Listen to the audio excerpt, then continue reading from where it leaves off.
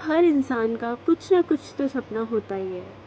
तो किसी का 3 साल का, किसी का 5 साल का, किसी का 8 साल का, तो किसी का 10 साल का भी होता है। लेकिन जब सच में वो समय आता है कि हम मेहनत करके उस सपने को पूरा करें, तो हम 1 साल में, 2 साल में, 3 साल में घबरा जाते हैं।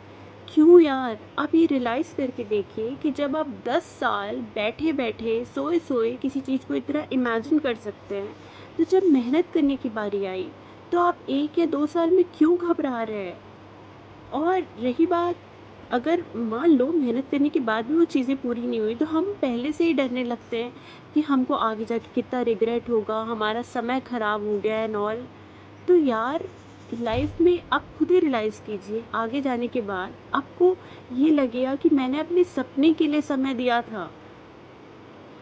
अब वही सपना जिसको 10 साल तक मैंने सोचा है, समझा है, चाहा है, तो आपको रिग्रेट नहीं होगा, आपको प्राउड होगा कि हाँ, मैंने उसके लिए इतनी मेहनत की।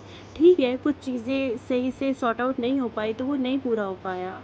और दूसरी बात, अगर मान लो कि आपकी ज़िंदगी 70 साल की लिखी है, तो उसमें से आपने 2 या 3 साल दे दिए, चल 4 साल भी दे दिए, तो कुछ भी बर्बाद नहीं हुआ है।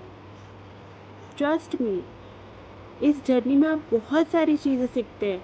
पेशेंस रखना, हार्ड वर्क और डेडिकेशन, ईमानदारी और अपनी चीज़ों के लिए स्टैंड करना। लोगों का आपको पता चलता है कौन सच में साथ दे रहा है, कौन दिखावा कर रहा है। तो ये सारी चीज़ें मायने नहीं रखती, बहुत मायने रखती है। कई लोगों को तो ये चीज़ें सीखने में, जानने में सारी ज़िंदगी निकल जाती है। और हम अगर 1-2 साल में सीख गए, तो ये बहुत बड़ी चीज़ है। सच्ची मेहनत और भगवान पर भरोसा कभी ज़ाया नहीं जाता।